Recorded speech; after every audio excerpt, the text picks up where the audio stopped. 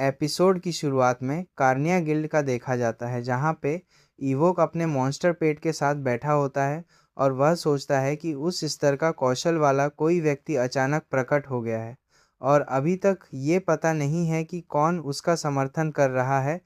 मुझे एक बड़ा हंगामा शुरू करने का जोखिम उठाना पड़ सकता है। तभी वहां पर कार्निया गिल्ड के प्रतिनिधि आते हैं और बोलते हैं कि लॉर्ड इवोक एल्पम वापस आ गए हैं। हमें क्या करना चाहिए सुझाए गए प्रस्ताव के बारे में। तभी इवोक बहुत गुस्सा होता है और फिर बोलता है कि उसे मार डालो। तभी बैजो बोलती है, लेकिन तब भी अचानक इवोक बोलता है, यह जनता की राय के बारे में चिंता करने का समय नहीं है। वो मेरी उम्मीदों से बढ़कर जा रहा है। क्या आपको सच में लगता है कि उसने ये सब अपने दम पर किया? बस बाद में उसे एक उचित कारण बताइए। कि तभी बेजो बोलती है कि वह अकेला नहीं है। इवोक बोलता है कि क्या? फिर बेजो बोलती है उसका एक ग्रुप है। कि तभी हमें एल्पम के साइड का दिखाया जाता है, जहाँ पर राल्फ बोलता है ब्लैंड की। तभी डिबो चिल्लाता है, मेरी बहन द्वारा बनाए गए खाने के बारे में बकवास करने की हिम्मत भी मत करना, चुप रहो और खाओ। कि राल्फ बोलता है, मुझे लगता है उसने ज़्यादातर नमक छोड़ दिया था। कि तभी डिबो की बहन किरी से कहती है, अगर आपको और चाहिए तो कृपया मुझे बताएं। कि तभी किरी खाने के लिए धन्यवाद कहती है। कि तभी डिबो कहती है, इसीलिए मैं आप लोगों को यहाँ नहीं लाना चाहती थी, मुझे लगा कि ऐसा होगा। फिर किरी कहती है कि खबर अब तक कार्निया तक पहुँच चुकी होगी, इसलिए अलग होने का कोई मतलब नहीं है, बल्कि ये जगह आपके लिए एकदम सही है बहन की खातिर। और ये स्पष्ट है कि अगर हम छिपेंगे तो हम जल्द ही पकड़े जाएंगे। कि तभी एल्पम आता है और पूछता है कि सबकी हालत कैसी है। कि डिबो कहता है, बॉस आप ऐसे समय में कहाँ गए थे? एल्पम कहता है, बिजनेस की। तभी राल्फ कहता है, तुम सही समय पर आए हो, क्योंकि तुमने बिजनेस का जिक्र किया है तो तुम मेरे पैसों का हिसाब लगाना। क्यों नहीं शुरू करते? चलो पार्टी नेता के बारे में बात करना बंद करते हैं, क्योंकि हमारे योगदान लगभग समान थे। तुम मुझे अतिरिक्त 7 मिलियन महसूस कब दोगे, जिसका तुमने जिक्र किया। कि तभी डिबो गुस्सा हो जाता है और कहता है, अरे तुम पागल हो गए हो? क्या तुम इस स्थिति में भुगतान पाना चाहते हो? और क्या तुमने मुझे ये नहीं बताया कि मैंने अंत में अपने दम पर स्नो यति को हरा दिया? इतना ही नहीं, तुम गहरी नींद में थे जबकि मैं भागने के दरवाजे की खोज कर रहा था। और किरी कहती है, मैंने जो सुना है उसके अनुसार एल्पम ने जुड़वा हत्यारों से भी निपटा। की तभी राल्फ कहता है, लेकिन क्या किसी ने उसे ऐसा करते देखा? कि तभी किरी एल्पम से कहती है, तो तुम्हारी अगली योजना क्या है? कार्निया जल्द ही चलना शुरू कर देगा। इस बिंदु पर यह सिर्फ हम नहीं होंगे। कि तभी कोई दस्तक देता है, कहता है, आप मुझे कब तक बाहर इंतजार करवाते रहेंगे? कि तभी दीबो बहन कहती है, आप कौन हैं? और दीबो और क्रिशॉक्ट और एबीस कहते हैं, क्या आप उस बड़े बेवकूफ़ को बता सकते हैं जो थोड़ा जल्दी करने के लिए अभी प्रवेश किया है? कि तभी हमें फले का दिखाया जाता है, जहां लॉर्ड लार्कन कहते हैं, इसे ठीक करो। और एबीस सोचते हैं कि ये क्या गड़बड़ है, गिल्ड्स एल्पाम तक पहुंच गए होंगे।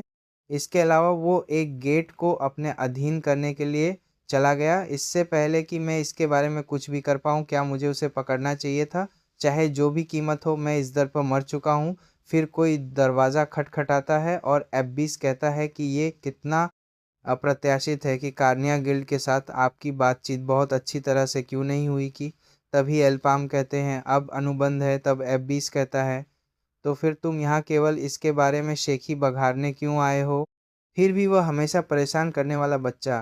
तब एल्पैम कहता है कि यदि तुम्हारे पास कहने के लिए और कुछ नहीं है तो मुझे कोई आपत्ति नहीं होगी, यदि तुम बस चले जाओ और चले जाओ।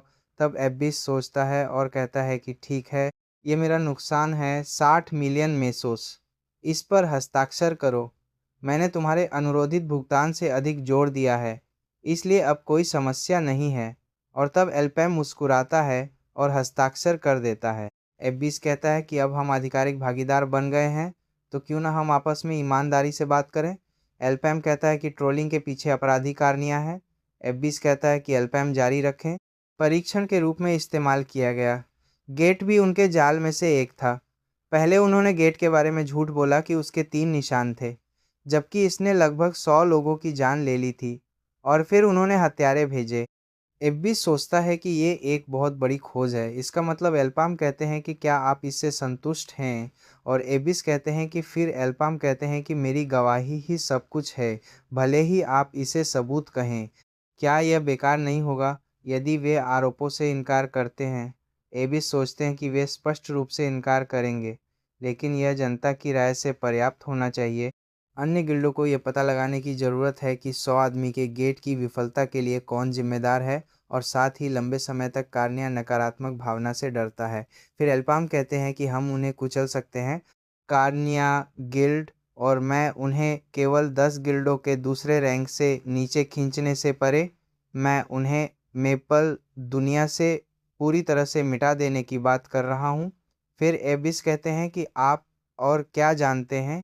क्या मैंने आपको नहीं बताया कि मुझसे और चीज़ें न छिपाएं? तब एल्पाम कहता है कि ट्रोलिंग मामले को अभी उजागर मत करो, मुद्दों को एक साथ प्रकाश में लाना प्रभावी होगा। कि तभी एबिस कहता है कि मुझे समझ आ गया, इसीलिए जल्दी करो और बोलो।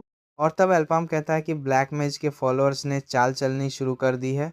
कि तभी हमें कार्नेज गिल्ड का दिखाया जाता है, जहां एबिस और एल्पाम आए हुए हॉट हैं, और बॉजियो बोल रहे हैं, काफ़ी समय हो गया है सर एबिस, लेकिन आप यहाँ तक कैसे आए हैं? कि एबिस कहता है कि मैं यहाँ माफ़ी मांगने आया हूँ। बॉजियो माफ़ी मांगता है।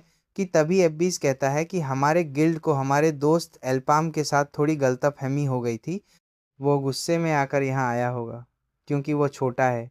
ओह, मुझे यह स्पष्ट रूप से कहने के लिए बहुत खेद है। एल्पाम गैपोर गिल्ड का आधिकारिक भागीदार है, मुझे खेद है। देखें, लेकिन यदि ऐसा है तो हम आपको प्रस्तावित संपर्क भुगतान नहीं दे पाएंगे। क्या आपको कोई आपत्ति है? एल्पाम कहता है कि मुझे कोई आपत्ति नहीं है।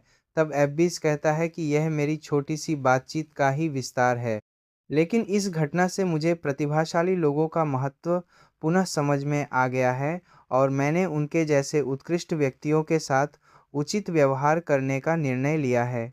बॉजियो कहता है कि उचित व्यवहार किया जाना चाहिए। तब एबिस मुस्कुराता है और कहता है कि मैं उसके साथ हर समय कुशल गार्ड रखने के बारे में सोच रहा हूँ, जो उसे दिन रात सभी संभावित खतरों से बचाएंगे, जिसमें एल्पाम के सभी सदस्य शामिल हैं। जैसा कि हमने पहले की अधीनता से पुष्टि की थी कि उनकी टीम वर्क कितनी अच्छी है। यदि किसी एक एल्पाम सदस्य को नुकसान पहुंचाया जाता है, तो हमलावरों को गैपोर गिल्ड के सभी लोगों का सामना करना पड़ेगा, और बॉजियो स्तब्ध रह जाएगा। और यहीं पे ये चैप्टर ख़त्म हो जाता है। तो स्टे कंटिन्यू और स्टे ट्यून, और चैनल को सब्सक्राइब, लाइक, शेयर करना ना भूलें। आपका दोस्त हमेशा आपके लिए हाजिर है।